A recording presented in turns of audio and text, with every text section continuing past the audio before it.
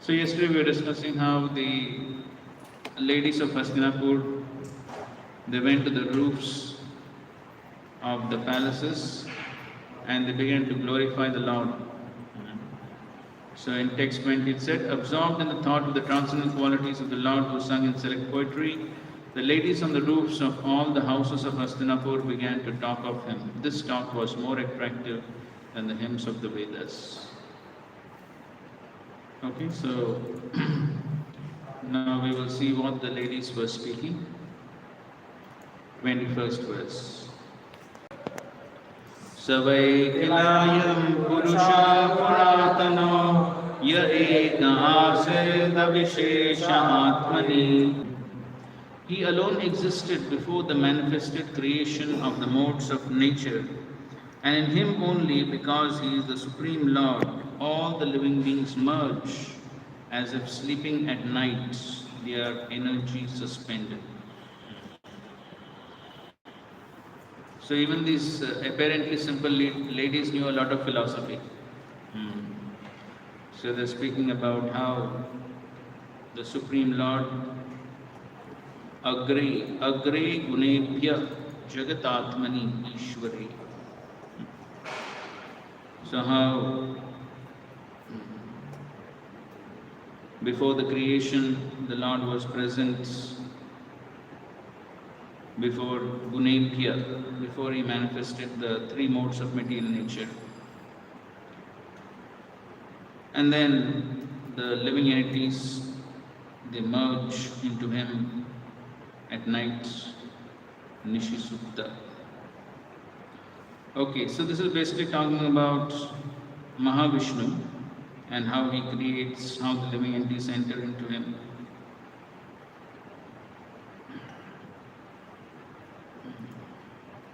Okay, let's read a part of the purport. So you can read from this Mahavishnu. Mike. Yeah. Just start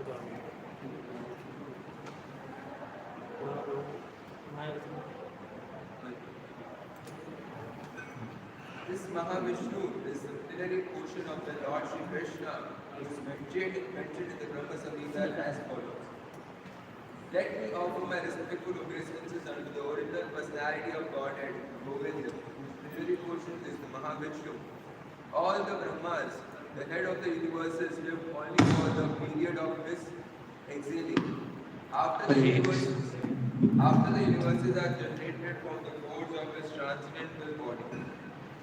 Thus, Govinda, or Lord Krishna, is the cause of Mahavishnu also. The ladies talking about this Vedic truth must have heard it from authoritative sources. An authoritative source is the only means of knowing about transcendental subject matter definitely. There is no other alternative. The merging of the living beings in the body of Mahavishnu takes place automatically at the end of Brahma's 100 years.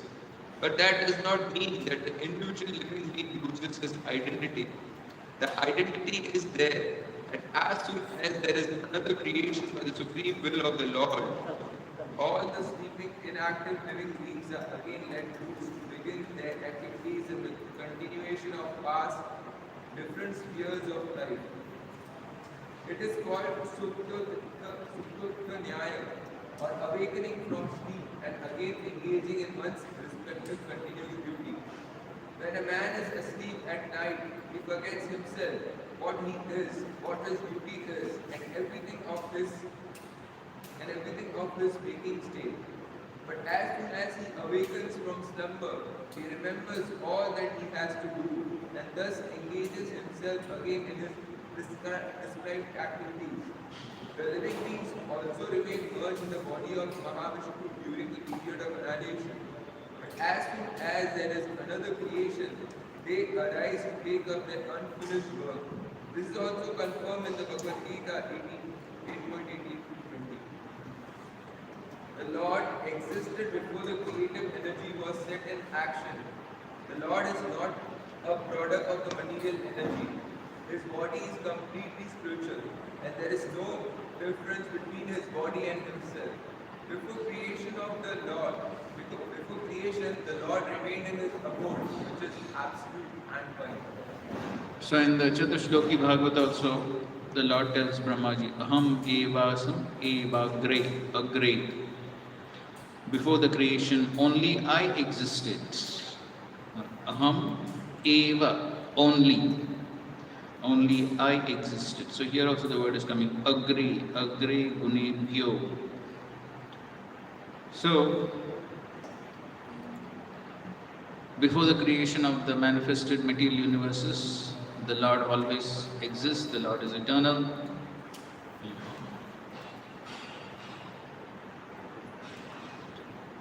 And so, when we say that the Lord existed before the creation, does it mean He was alone?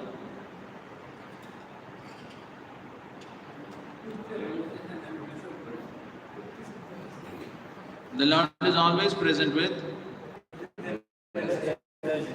energies, expands Himself into the glances on material nature, activated, remote activated, then everything else is created. And as far as the jivas are concerned, at the end of Brahma's life, all this enter into the body of Mahavishnu, where they go. So in the Bhagavad Gita also, Prabhupada is quoting Bhagavad Gita also here, Bhutva, Bhutishan, creation, annihilation, creation. So the living entities, at the end of Brahma's day, they enter into the body of Garbhodaksha Vishnu.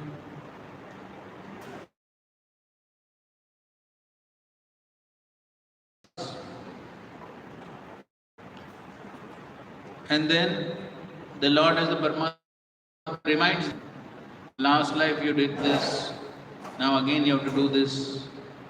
And once again the living entities, like the living entities go to sleep, we go to some other world, some other body, we're dreaming something else. But when morning comes, what happens? Be reminded of our duty. The Lord has to remind us that you are Mr. So and so, get up, now do this. So the Lord reminds us every morning, you are brahmachari, you have to go for Manglarti. So every morning we are reminded. So that's how this is going on. But if you want to put an end to this bhutva praliyate, then we have to end the cycle of material existence. So anyway, these ladies are glorifying the Supreme Lord. So that very same Lord who is present in front of them expands himself into Mahavishnu and he does these various activities. Okay, let's read Vishwanath Thakur's commentary on this verse. Please read. Section number 21 this. ये आगे क्यों नहीं जाता?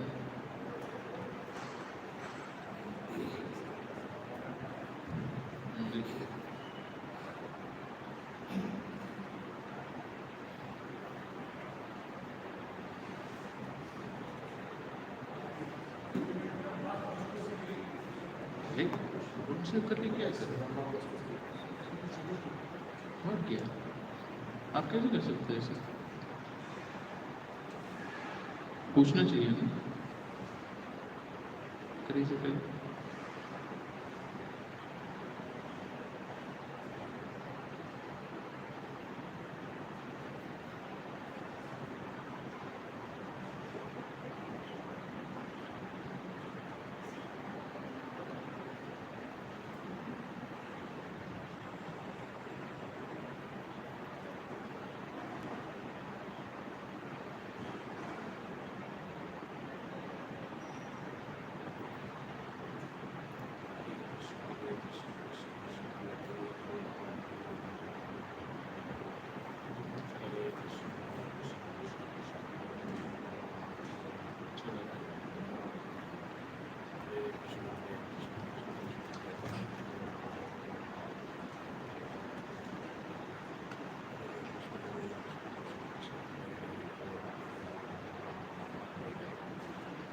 Okay.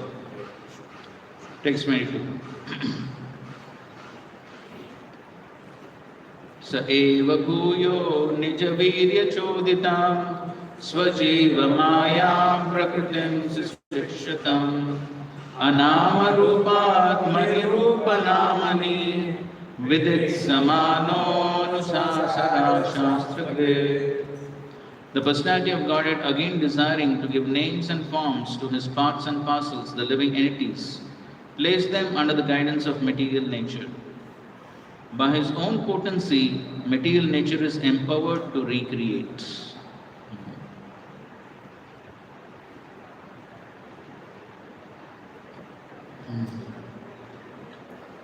Okay, read the first two paragraphs of the book.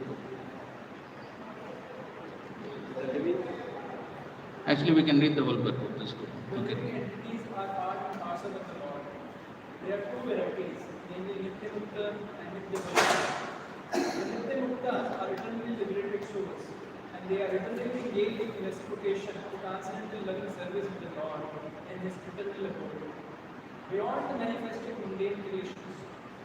But the Nityabandhas, or eternally conditioned souls, are entrusted to His external energy, Maya, for rectification of their rebellious attitude toward the Supreme Father. Nityabandhas are eternally forgetful of their relation to the Lord as parts and parcels. Bewildered by illusion energy, they think they are products of matter, and thus they are very busy in making plans in the material world for becoming happy. They go on merrily with such plans, but by the will of the Lord, both the plan makers and the plans are annihilated at the end of certain period, as above mentioned. This is confirmed in Bhagavad Gita as follows: O son of Kunti, at the end of millennium of all living entities merged into my nature, and again when the time of creation is ripe, I begin creation by the agency of my child. The word Bhuya indicates again and again, that is to say, the process of creation, maintenance, and annihilation is going on perpetually by the external energy of the Lord. He is the cause of everything. But the living beings who are constitutionally parts and parcels of the Lord are forgetful of the sweet relation, are given a chance again and again to get rid of the clutches of external energy. And to revive this, the living beings' consciousness, the Lord also creates the living creatures. Vedic literatures are guiding directions for the conditioned soul, so they can get free from the repetition of creation and annihilation of the world and the material. The Lord says in Bhagavad Gita, this created world and real energy are under my control. Under the influence of Prakriti, automatically they are created again and again, and this is done by me through the agency of my soul.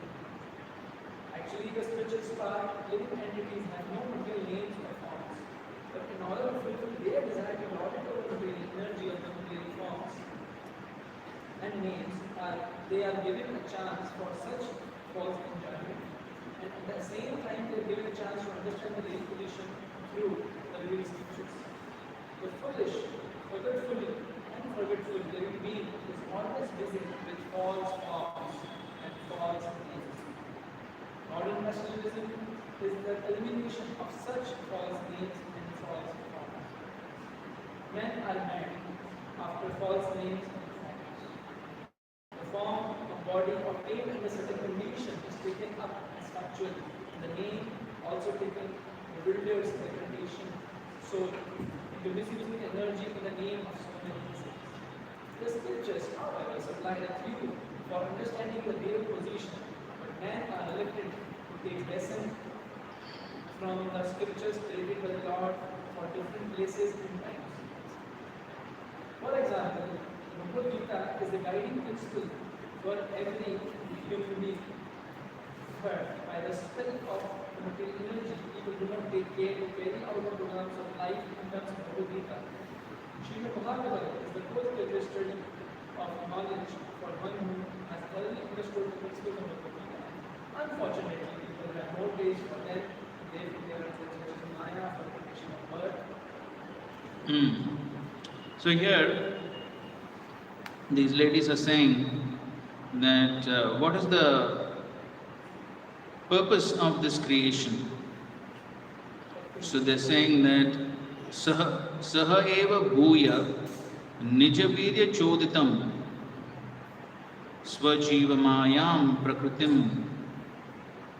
So the jivas who are under the influence of the material energy, so they are given different bodies. They don't have any names. So the jiva is originally pure. The jiva doesn't have any designations. So designations come when? Yes, when they're given bodies. So when the bodies are given, then the jivas get various designations, various names. So then one is thinking, I'm cat, I'm dog, I'm human being, Indian, American. So all these designations are because of the bodies. So that is what they are saying. So the jivas are originally anama, without any mundane designation. But then Prakriti gives them different bodies, and because of the different bodies, then they get Rupa Namani, they get forms and names. And that's what Prabhupada is explaining in the last paragraph of the purport, that in order to fulfill their desire to lord it over the material energy of material forms and names, they are given a chance for such false enjoyment. And at the same time, they are given a chance to understand the real position through the revealed scriptures. The foolish and forgetful living being is always busy with false forms and false names. So in the material world, everything is false form and false name. So false in the sense that, yes, they're all temporary. And they're all going to change. Definitely, at some point of time, they're definitely going to change. So therefore, the purpose of the material creation is to put an end to all these false forms and false names. Ata Shri Krishna Namadi na bhavet grahyam indriye. No, what is that? Sarvapadi vinirmuktam tat paratvena nirmalam rishikena rishikesha sevanam bhakti uchate. So the purpose is Sarvapadi vinirmuktam, to get rid of all these designations of the body. That is the purpose of the material creation. Ultimately, that is the purpose. Okay.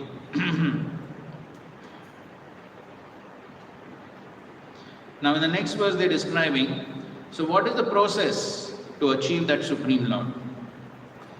Sava ayam tad padamatra suryo jitendriya nirjita matarishvanaha pashyan bhaktya utkalitatmalatmana nanvesha sattvam parimarshatam.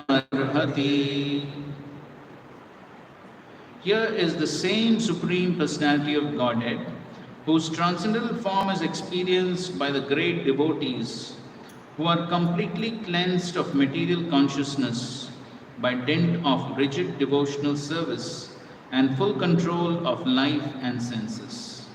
And that is the only way to purify existence. Okay? So here they're explaining how to realize that transcendental form of the Supreme Lord. So it's only possible to realize this form, they're saying, by Jitendriya Nirjita Bhakti Utkalita Amala Atmana. So it is only by controlling the senses. And how is it possible to control the senses? It is only possible to control the senses by devotional service. So in other processes also they control the senses. But what happens?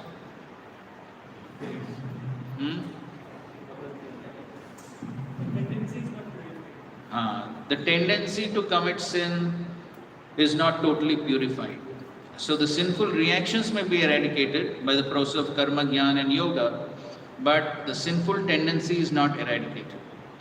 So therefore, the sinful tendency is completely eradicated only by Kechit Kevalaya Bhaktya Vasudeva Parayana Aham Dunvantika Sneya Niharam Eva Bhaskara. So that is the only process. So therefore, Srila Prabhupada is explaining this in this purport. So he's saying, Jitendriya means one who has full control over the senses. The senses are active parts of the body and their activities cannot be stopped. The artificial means of the yogic processes to make the senses inactive has proved to be abject failure even in the case of great yogis like Vishwamitra Muni.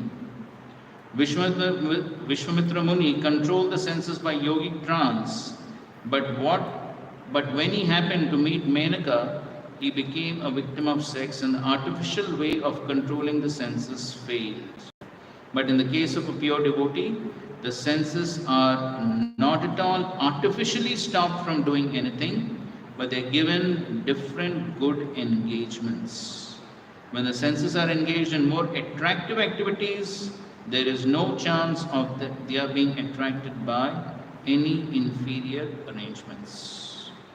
Bhagavad Gita, it is said, senses can be controlled only by better engagements. So that is Param Drishva Nivartate, the higher taste.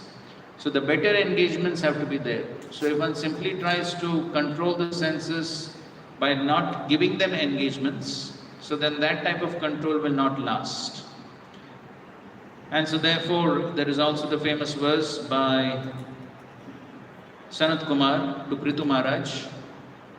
This is 4th canto, 22nd chapter, verse number 39. What is this famous verse? Yes, Yad Pada Pankaja Palash Vilasa Bhaktya. Aage kya? Yes, Karmashayam Gratitam Nirgra.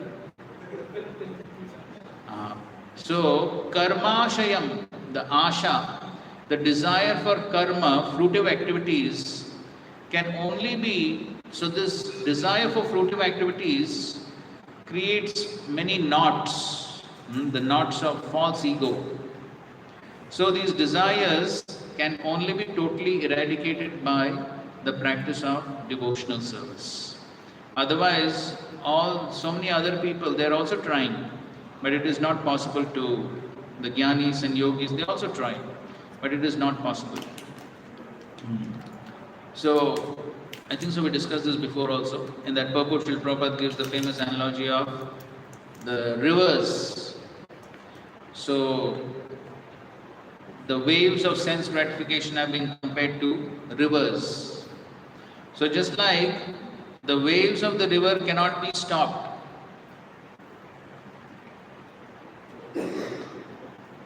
So then how can the devotee stop the waves of the rivers of sense gratification?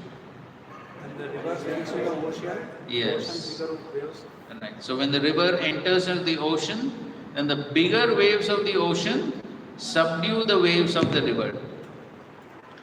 So that is the only way these waves of the river of sense gratification can be controlled. So similarly, it is only possible to control the desires for sense gratification by developing superior desires in the service of the Lord. Superior desires, superior engagements, that is what is required. So therefore, it is very important that we keep the mind and the senses busy in Krishna's service. Very important. So, if that is not there, then very difficult to control the mind and senses.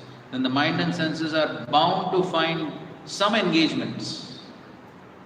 So if the superior spiritual engagements are not there, then some material engagements have to be there. So therefore, very important that as devotees, we keep ourselves busy. Prabhupada in many lectures, conversations, Prabhupada says, our devotees are busy from morning to night, 4 a.m. to 10 p.m. Many times Prabhupada says that. And that's what Srila Prabhupada expected, that devotees are constantly engaged. So, once during afternoon time, Srila Prabhupada asked Shrutigiti Prabhu, So what are the devotees doing? So Shukadeva Prabhu went and saw, they were all sleeping. So Prabhupada said, oh, they're sleeping, call them. So the devotees got up and they came, and then Srila Prabhupada said, take a book and read something. So one devotee asked, which book? Any book. So the bookshelf was there. So one devotee took one book, and then he asked, so what to read, which chapter? Any chapter. So and then Srila Prabhupada made the devotees read. So that's how, correct?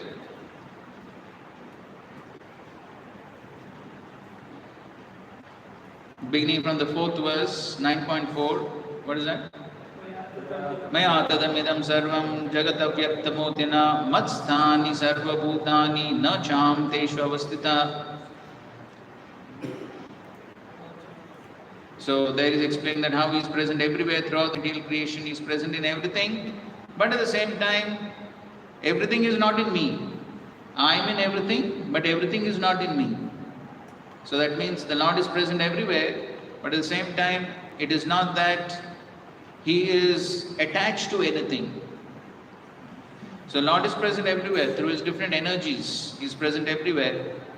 But then at the same time, it is not that the Lord is personally present everywhere. Correct?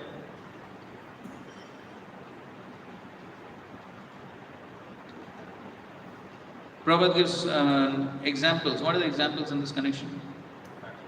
The factory owner. So what happens to the factory owner?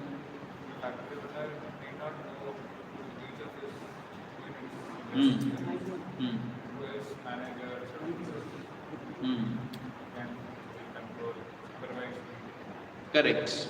So Prabhupada gives the example of the king or the prime minister. So he's managing the whole country. But is he present everywhere? No, he is not present everywhere personally. He is managing through his energies. The king or the owner of a company. So Prabhupada also gives the example of Ford. Yes.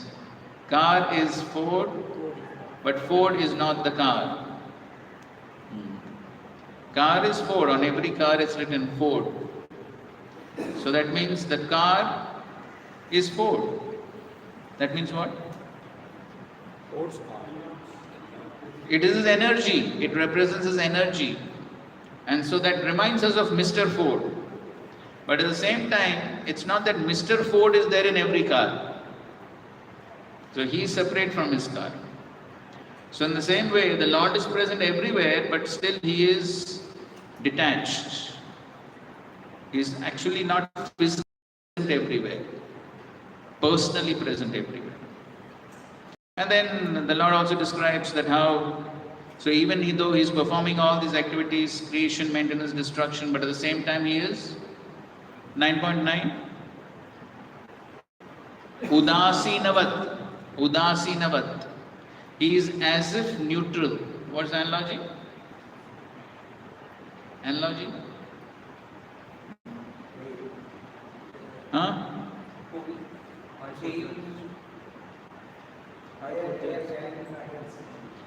Air carrying fragrance is for a different Siddhanta. In the, yes, the example of the judge. So the judge is giving so many different judgments, sometimes punishment, sometimes reward, but judge is not affected by those judgments. He is aloof, udasinavat. So the other analogy that's given in this connection is fragrance of a flower. So just like there is flower, so one can get fragrance from distance. So similarly, the Lord is doing all this creation, maintenance, destruction, but from a distance. He is not personally involved. So good to remember all these analogies. इसको बंद करो. अपने आप बंद हो जाएगा 10 second. ठीक है.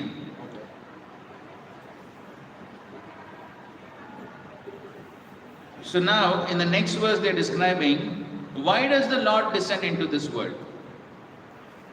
Yada hi adharmena tamodhyo nripa जीवन्ति तत्रेष हि सत्वता किला दत्ते भगं सत्यमृतं दयाम्यशो भवाय रूपाणि ददत् युगे युगे. Whenever there are kings and administrators living like animals in the lowest modes of existence, the Lord in his transcendental form manifests his supreme power, the truth positive, shows special mercy to the faithful, performs wonderful activities, and manifests various transcendental forms as is necessary in different periods and ages. Yuge Yuge, which is the verse in Bhagavad Gita? Yada yada hi dharmasya glanir bhavati bharata apyuttanam dharmasya tatmanam srijamya. परित्राणाय साधूनां विनाशाय दुष्कृतां धर्म संभवामि युगे युगे. So here was a similar point. Bhavaya rupani dadat yuge yuge. For what? Yadahi adharmena. So similar point. So when there is adharma in this world, then the Lord descends into this world in every yuga. And for what? So especially when Dhamadhiya Nripa Jivanti, when the kings, they are living like animals influenced by Tamogun. That means they are not following dharma. So when they give up dharma and they behave simply like animals, then in order to manifest dharma, then the Lord once again descends and shows his beautiful pastimes.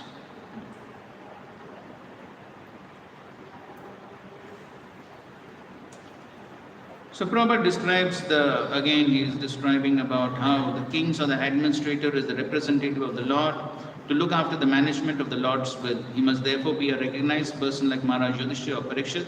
Such kings have full responsibility and knowledge from authorities about the administration of the world. But at times, due to the influence of the ignorance mode of material nature, Tamogun, the lowest of material modes, kings and administrators come into power without knowledge and responsibility, and such foolish administrators live like animals for the sake of their own personal interest. The result is that the whole atmosphere becomes surcharged with anarchy and vicious elements. Nepotism, bribery, cheating, aggression, and therefore famine, epidemic, war, and similar other disturbing features become prominent in human society.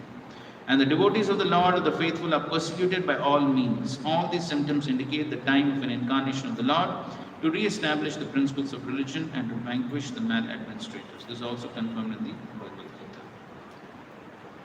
Okay, 26.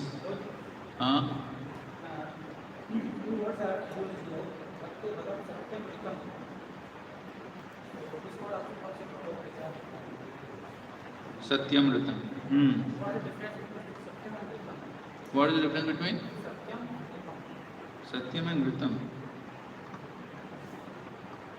Bhagavad Gita Arjuna says Sarvametam Ritam Manya.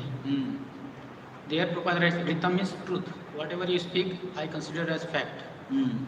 Here both the words are used, Satyam Ritam. Satyam Ritam. Of course, in the word to word, Prabhupada translates Satyam as truth and Ritam as positiveness. And in the translation, Prabhupada says the truth positive.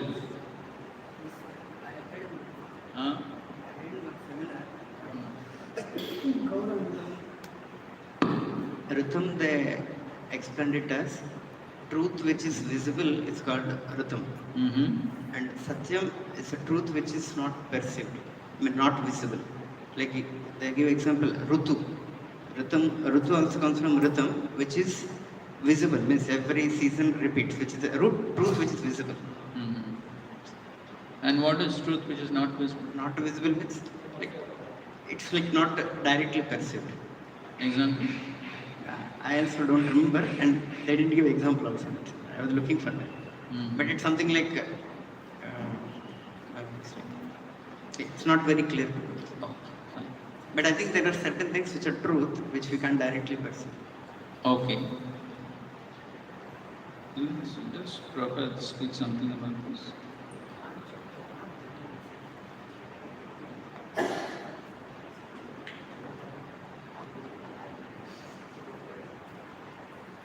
Like I think soul, God, they all come. Hmm?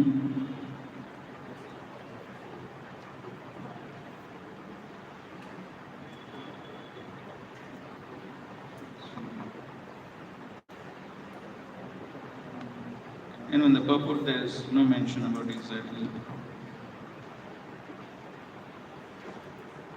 And we'll try to find out in the comments. Without knowing exactly. One more question I have, that when living entities they merge into at the time of annihilation they merge into the body of Narayana, Garbhodakshay Vishnu, right? At the end of Brahma's day, Garbhodakshay Vishnu, at the end of Brahma's life, Kronodakshay. Mahavishnu. So when they go into the body, so do they lose their subtle body, or along with that they go? The subtle body always remains. That is how they get next body, na? So when Mahatattva is provided to Brahmaji for Visarga, so in Mahatattva these three elements are also there, mind, intelligence and ego. So what is their use? Because that is already there with the living entities. Mhm. Of course, there are these elements which enter into the bodies of the living entities, and there are also the universal elements. These elements are also outside, forming the universal coverings. So, and of course, yes, yeah, that's true. So it's not only just within the bodies. So it's only because the soul is always there with the subtle body. No? That's how the desires are stored within the subtle body, and that's how the jiva gets the next body. So the subtle body has to be there. So Prabhuji, Visarga take place every day of Brahma or after? Yes, Next. every night. Every day Brahma wakes up, then Krishna gives him knowledge about how to create, and that's how he creates. ठीक है. Text 26. अहो अलम श्लाघ्यतमं यथोकुलम् अहो अलम पुण्यतमं मधोर्वनं यदेश पुंसां वृषभाश्रयपति स्वजन्मना शङ्क्रमेण चञ्चति शङ्क्रमणेन. Oh, how supremely glorified is the dynasty of King Yadu, and how virtuous is the land of Mathura, where the supreme leader of all living beings, the husband of the goddess of fortune, has taken his birth and wandered in his childhood. So now they are glorifying the lands and the place where the Lord performed his pastimes. So they are glorifying the people who are present there, the Yadukul, and then also the lands. Madhovanam, that is referring to the land of Madhu. So Prabhupada is explaining how the Lord appears in the universe like the sun, and then every time he comes, he performs his pastimes, and then he disappears. The sun is existent in every part of the solar system, but he becomes visible at a scheduled time and so also becomes invisible at another scheduled time. Similarly, the Lord appears in this universe like the sun and again leaves our sight at another time. He exists at all times and at every place, but by his causeless mercy, when he appears before us, we take it for granted that he has taken his birth. Anyone who can understand this truth in terms of the statements of revealed scriptures certainly becomes liberated just after quitting the present body. Okay, so understanding the Janma Karma Chamedivli. So his birth, therefore, in the family of King Yadu as the son of King Vasudeva, and his transfer into the family of Nanda Maharaj in the land of Mathura, are all transcendental arrangements made by the internal potency of the Lord. The fortunes of the Yadu dynasty and that of the inhabitants of the land of Mathura cannot be materially estimated. If simply by knowing the transcendental nature of the birth and activities of the Lord one can get liberation easily, we can just imagine what is in store for those who actually enjoy the company of the Lord in person as a family member or as a neighbor. All those who are fortunate enough to associate with the Lord, the husband of the goddess of fortune, certainly obtain something more than what is known as liberation. Therefore, rightly, the dynasty and the land are both ever glorious by the grace of the Lord. So in this verse, they are especially glorifying Mathura. In the next verse, they are glorifying Dwarka. 27. Aho batasvar yashasastiraskari kushastali punya yashaskari bhuva pashyanti nityam yat anugraheshitam smitavalokam swapatim smayat rajaha. Undoubtedly, it is wonderful that Dwarka has defeated the glories of the heavenly planets and has enhanced the celebrity of the earth. The inhabitants of Dwarka are always seeing the soul of all living beings, Krishna, in his loving feature. He glances at them and favors them with sweet smiles. Okay, please read this purport.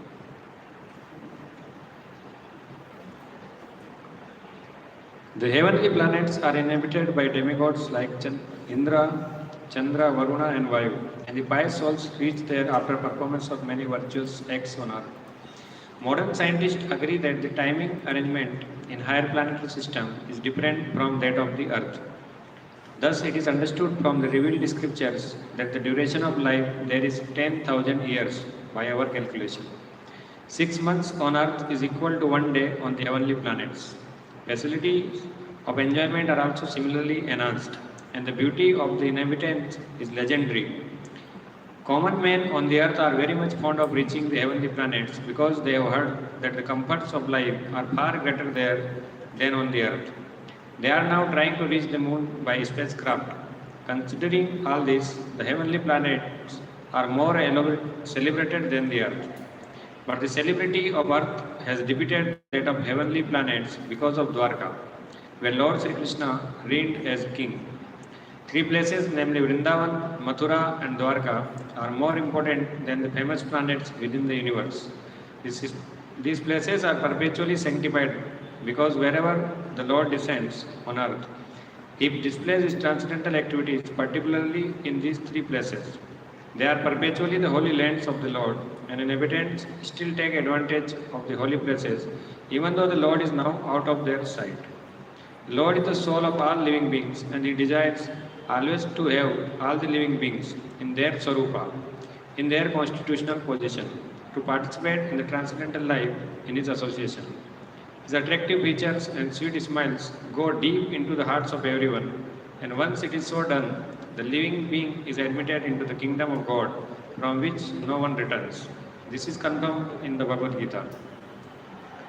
The heavenly planets may be very famous for offering better facilities of material enjoyment, but as we learn from the Bhagavad Gita 9.20-21, one has to come back again to the earth planet as soon as the acquired virtue is finished. Dwarka is certainly more important than the heavenly planets because whoever has been favored with the smiling glance of the Lord shall never come back again into this rotten earth, which is certified by the Lord himself as a place of misery. Not only this earth, but also all the planets of the universe are places of misery because in none of the planets within the universe is the eternal life, eternal bliss and eternal knowledge. Any person engaged in the devotional service of the Lord is recommended to live in one of the above mentioned 3 places, namely Dwarka, Mathura or Vrindavan. Because devotional service in these 3 places is magnified, Those who go there to follow the principles in terms of instructions imparted in the revealed scriptures surely achieve the same results as obtained during the presence of Lord Sri Krishna. His abode and he himself are identical, and a pure devotee under the guidance of another experienced devotee can obtain all the results even at the present. Interestingly, Prabhupada is writing rotten earth. Rotten. So, but we are so attached to the rotten earth. So therefore one must be eager to get out. And go where? Not to Swarga, but to go to the spiritual abode of the Lord.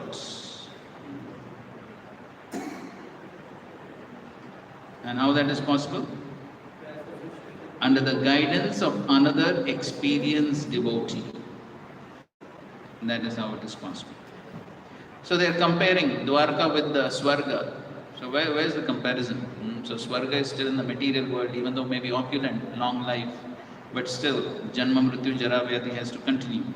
But in Dwarka, where there is the Supreme Lord, there is no question of Janma Mrityu Jara Vyadhi, where one has darshan of the Supreme Lord. Text 28. Nunam vratasnana hutandineshvaraha samarchito yasya grihita panibhi pibantiya sankhya adhamritam muhu rajastriya sammuhu yat amshaya. Oh friends, just think of his wives whose hands he has accepted. How they must have undergone vows, baths, fire sacrifices, and perfect worship of the Lord of the universe to constantly relish now the nectar from his lips by kissing. The damsels of Brajabhumi would often faint just by expecting such favors. Okay, so here they are talking about the wives of Krishna, the queens in Dwarka, and they're also speaking about Vrajastriya. They're also speaking about the residents of Vrindavan, especially the Vrajagopis. So definitely, the wives are definitely very fortunate, and they have attained that fortunate position by Vrata, Snana, Huta, Adina.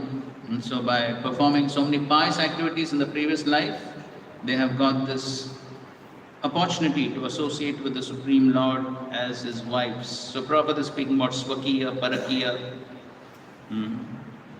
And so Prabhupada writes, these girls, that means the Brajagopis, as well as the queens, underwent severe penances by taking vows, bathing, and offering sacrifice in the fires prescribed in the scriptures. The rites as they are not an end in themselves, nor are fruitive activities, culture of knowledge, or perfection, mystic powers, ends in themselves. They are all means to attain to the highest stage of Swarupa, to render constitutional transcendental service to the Lord. Each and every living being has his individual position in one of the above mentioned 5 different kinds of reciprocating means with the Lord. And in one's pure spiritual form of Swarupa, the relation becomes manifest without mundane affinity. The kissing of the Lord either by his wives or his young girl friends who aspire to have the Lord as their fiancé is not of any mundane, perverted quality. Had such things been mundane, a liberated soul like Shukadev would not have taken the trouble to relish them, nor would Lord Sri Chaitanya Mahaprabhu have been inclined to participate in those subjects after renouncing worldly life. The stage is earned after many lives of penance. So only after a lot of austerity in many lives, one gets a chance to associate with the Lord in any of the various rasas. So these relations are not mundane. Otherwise, Shukdev Goswami, Chaitanya Mahaprabhu is glorifying the gopis, Ramya, Kachadupasana, Vrajavadu, Varge, Nama, Kalpita. Okay, so therefore these are not mundane affairs, and this is further described in the next chapter. Okay, 29. Ya virya shulke naritha swayamvare pramatya chaitya pramukani shushminaha Pradyumna Sambhava Sutadayo Para Yaschanita Bhaumavate Sahasrashaha. The children of these ladies are Pradyumna, Samba, Amba, etc. Ladies like Rukmini, Satyabhama and Jambavati were forcibly taken away by him from their Swayamvar ceremonies after he defeated many powerful kings headed by Shishupal.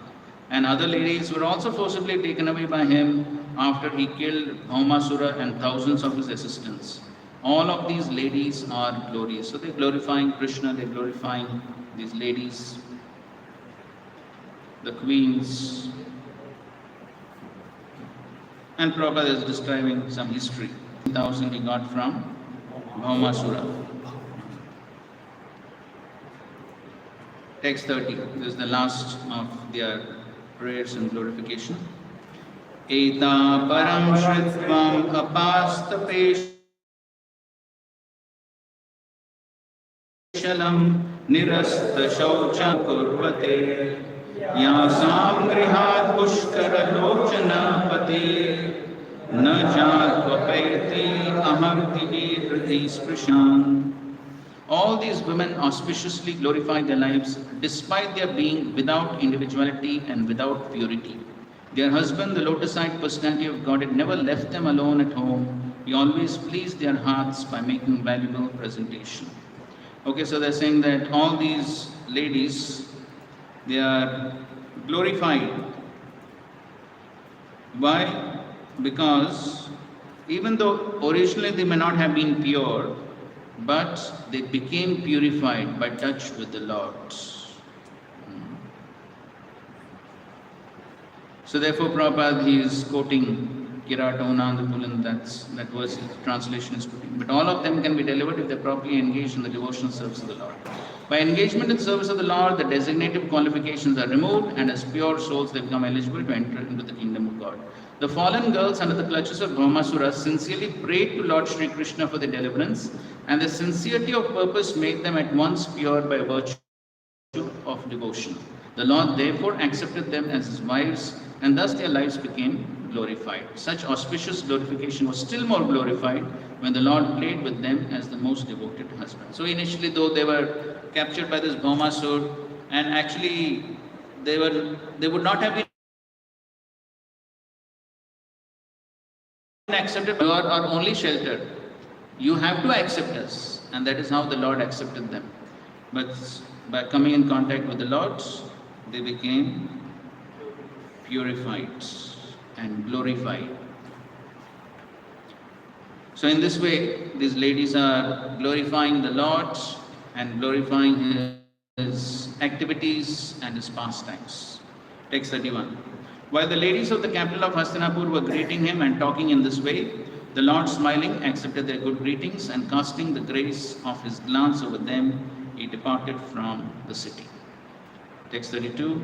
Maharaj Yudhishthira, although no one's enemy, engaged 4 divisions of defense, horse, elephant, chariot and army, to accompany Lord Krishna, the enemy of the Asuras, demons. The Maharaj did this because of the enemy and also out of affection for the Lord. So does the Lord require protection? Lord does not require protection. He protects others. He does not require protection. So why Yudhishthira Maharaj is sending this big army? Yes. So Prabhupada writes that if required, Lord Krishna himself was sufficient to defend himself from the attack of others who counted the Lord as their enemy. But still he accepted all the arrangements made by Maharaj Yudhishthira because he could not disobey the king who was his elder cousin. The Lord plays the part of a subordinate in his transcendental sporting, and thus sometimes he puts himself in the care of Yashoda Mata for his protection in his so-called helplessness of childhood. That is the transcendental Leela or pastime of the Lord. The basic principle for all transcendental exchanges between the Lord and his devotees is expected to enjoy transcendental bliss for which there is no comparison even up to the level of Brahmananda. Okay, so it's only out of love that Yudhishthira Maharaj also knows he is the Supreme Lord, he does not require, but still out of love he is sending all these armies and Krishna is also accepting. 33. Out of profound affection for Lord Krishna, the Pandavas, who were of the Kuru dynasty, accompanied him a considerable distance to see him off. They were overwhelmed with the thought of future separation.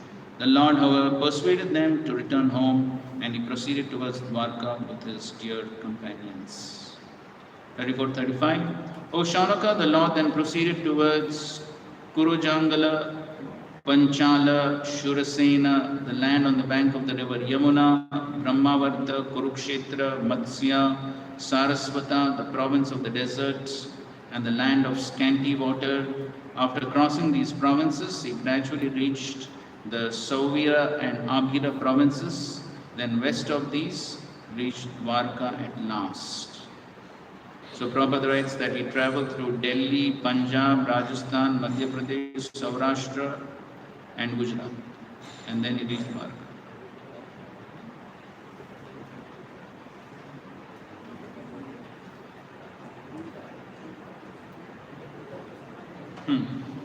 So Prabhupada writes further, the theory of soil experts that the desert developed in recent years. So before that, Prabhupada is saying, we do not gain any profit simply by researching the analogous provinces of those days up to now.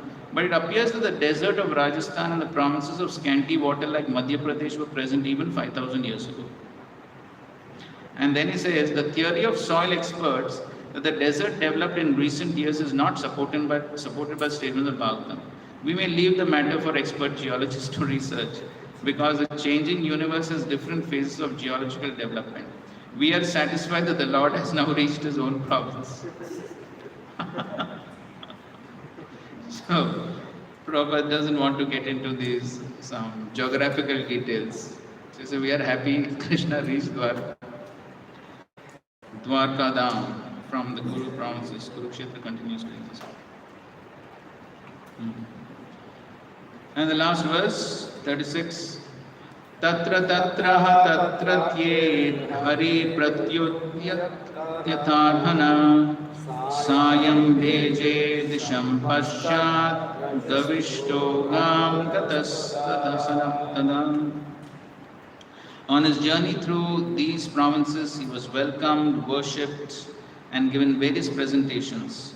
In the evening, in all places, the Lord suspended his journey to perform evening rites. This was regularly observed after sunset. So Prabhupada writes that it is said here that the Lord observed the religious principles regularly while he was on the journey. There are certain philosophical speculations that even the Lord is under the obligations of fruitive action. But actually this is not the case. He does not depend on the action of any good or bad work. Since the Lord is absolute, everything done by him is good for everyone. But when he descends on earth, he acts for the protection of the devotees and for the annihilation of the impious non-devotees. Although he has no obligatory duty, still he does everything so that others may follow. That is the way of factual teaching. One must act properly himself and teach the same to others. Otherwise, no one will accept one's blind teaching. So Krishna says something similar in the 3rd chapter of Bhagavad Gita. What he says? Yes, he says Yadida Acharati Shreshtas, and then after that?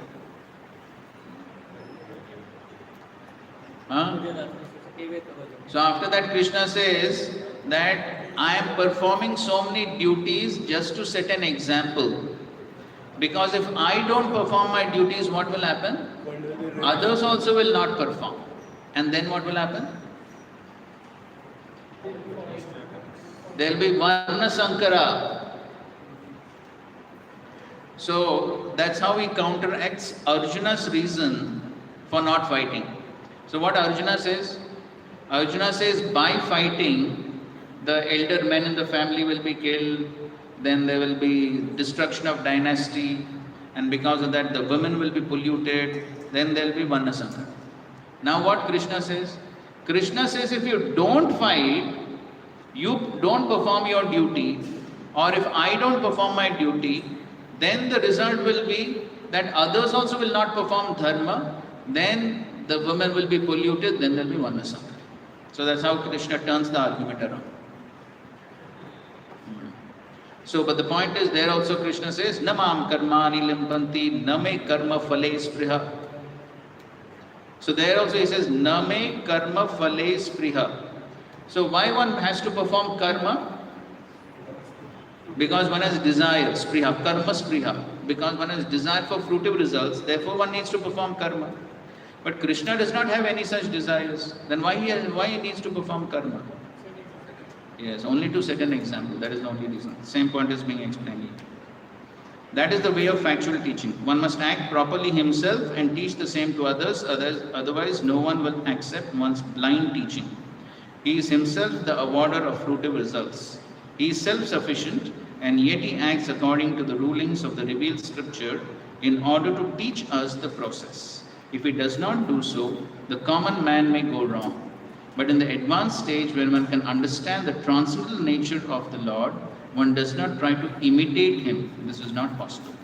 The Lord in human society does what is the duty of everyone, but sometimes he does something extraordinary and not to be imitated by the living being. So there also in the Bhagavad Gita, Krishna Prabhupada describes imitation and following, anukaran, anusaran.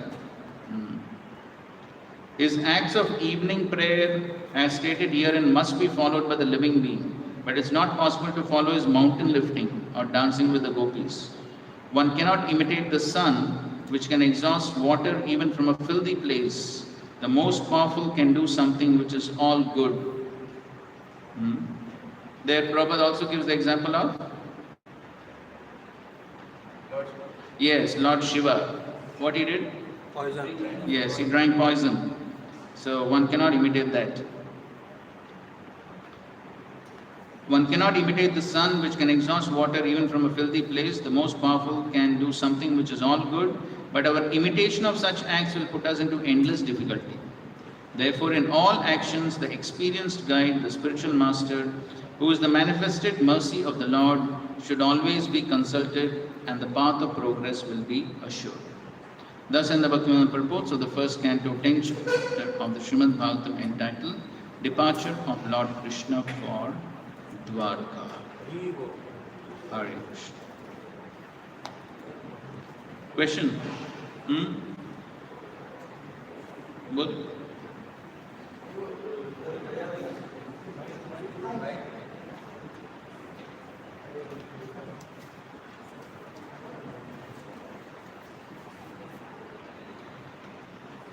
Through the prayers recited by these ladies of Dwarka, from these prayers we can easily conclude that they were pure devotees.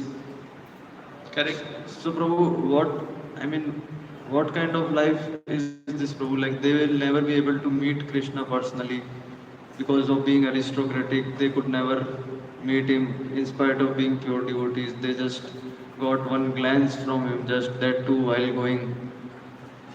So Prabhu, what if we become like? So what is your problem? My problem is, like, in spite of pure devotees, they were never able to meet Krishna personally or talk to him or like that. They got just a glance of him, that too from a distance, and then they were talking among themselves. So, No, that's what I'm asking. So what's the problem? Prabhu, it's very painful. Wait, no, let him speak. Very painful situation, Prabhu. Like, Acha, what is your pain? like, No, they are having pain or you are having pain? I am having pain because of their pain, Prabhu. So much compassion. Huh? The fact is that they are not in pain. You may be in pain, but they are not in pain. So, what to speak of just having glance?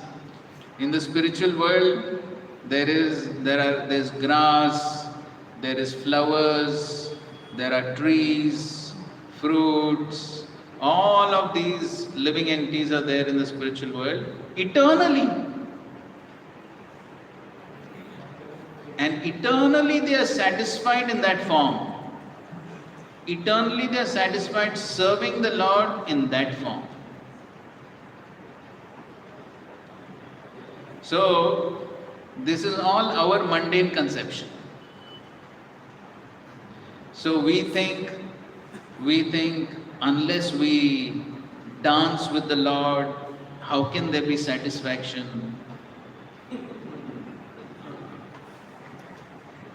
So therefore, only if one becomes a gopi in the spiritual world, then one gets the highest happiness. So these are all mundane conceptions.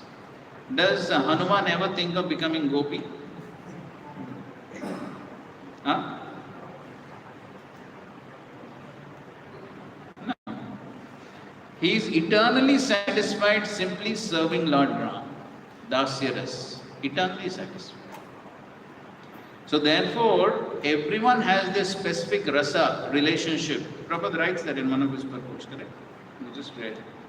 Everyone has this specific relationship with the Lord, and one is satisfied in that relationship fully. They never think that, oh, we need to do some other service.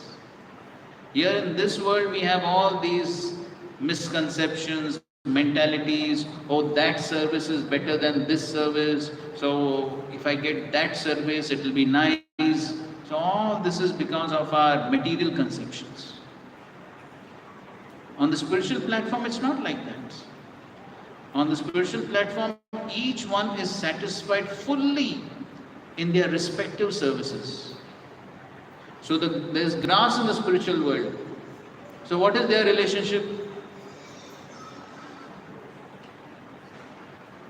What is their relationship with the Lord in the spiritual world?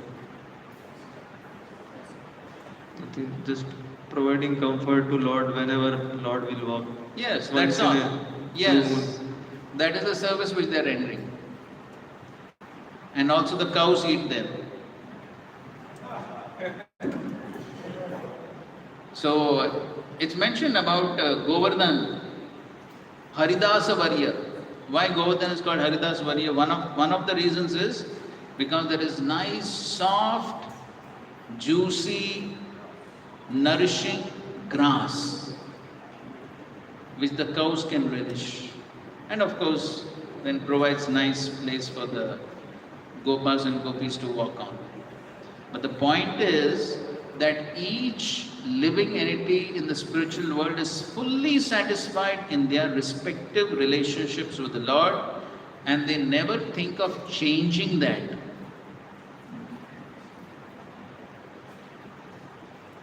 So, now because we cannot conceive of that, because in this material world, what?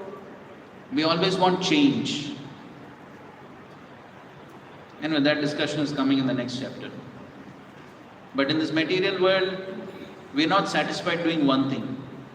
We want change.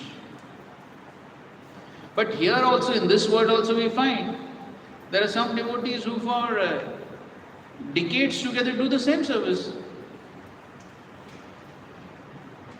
Correct? So, just like Jananas Prabhu, Pankajanga Prabhu, they were satisfied just being pujaris. It's not that they ever desired to be some frontline preachers or something like that. They were satisfied. And there are many devotees like that. They're satisfied in their respective services. Many years they continue doing this. So, similar in the spiritual world, because that is spiritual world. The relationship with the Lord, any service gives full satisfaction.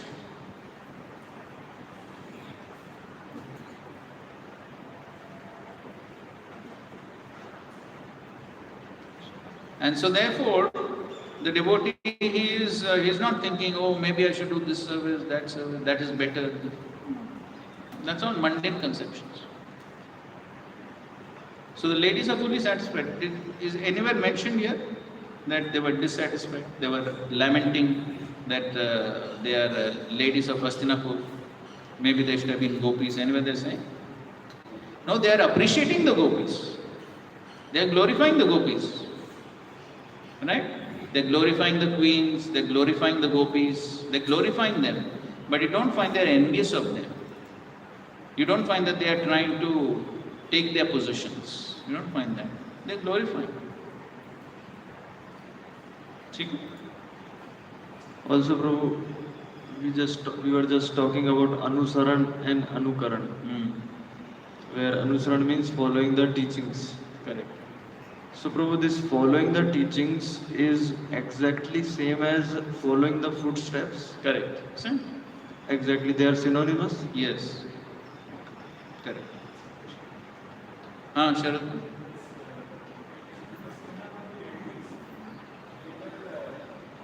Of the Kurus, so that means they are the wives of Kauravas also, Correct. like everyone basically, whoever died and all. Correct.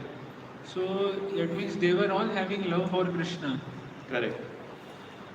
and the Kauravas they were not having, they were envious. Mm. So how they had love for Krishna in the sense? Now, who said the Kauravas were envious of Krishna? Duryodhana wanted to, he always wanted to capture Krishna, and then he could found out that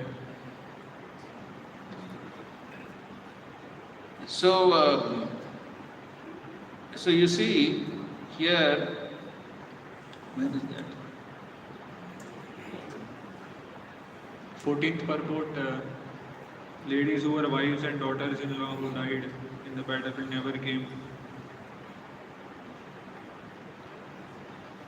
So you go to the 9th and the 10th verse.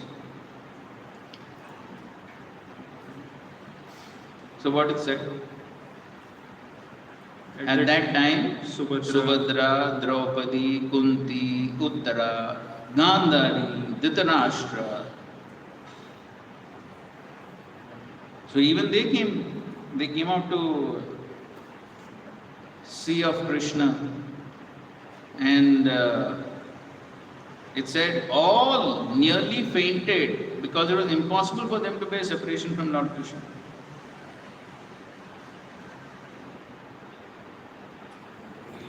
So ultimately everyone loved Krishna.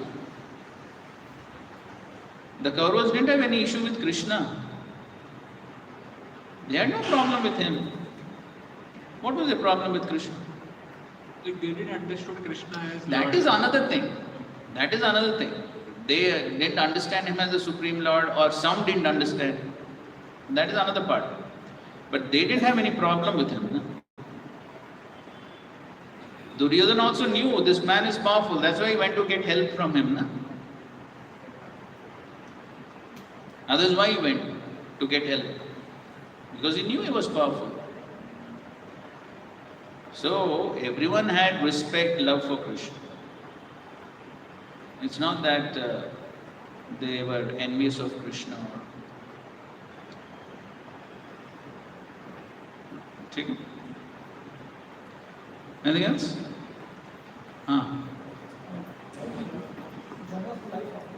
Oh my God.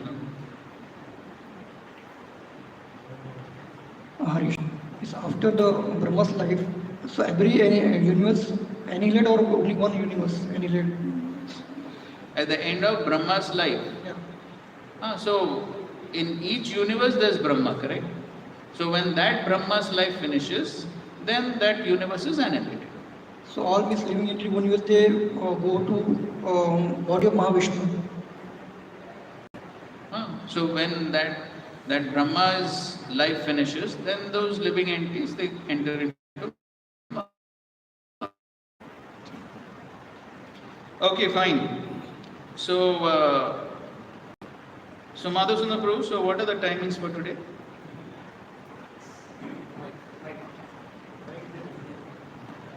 Krishna प्रभु जी अभी 4 बजे class है प्रभु जी का ब्रह्मचर्य class महाराज जी का sorry महाराज का तो हम ऐसा डिसाइड किए आप लोग बता सकते हैं कि 15 मिनट एक्सटेंड करके नहीं तो फिर आधा घंटा एक्सटेंड करके शाम को 3:30 बजे छोड़ देंगे सॉरी 4 बजे छोड़ देंगे 4:30 का रहते हैं ना क्लास 4 बजे है ना 4 बजे नहीं तो फिर 3:45 बजे छोड़ Okay, so what we are going to do now is, it's 12:30 now, correct? So we'll take a 1 hour break. Okay? So then we will start at 1:30 and 1:30 to 3:30. ठीक है? ठीक है? Good. Thank you very much. Srila Prabhupada की जय, ग्रंथराज श्रीमद् भागवतम की जय, समवेत गौर भक्त वृंद की जय. हरे कृष्णा कृष्णा कृष्णा हरे हरे, हरे राम राम राम हरे हरे कृष्ण। उनको माइक दे दो, निमाने बोलना चाहिए। हाँ, अटेंडेंस दे दो भाई।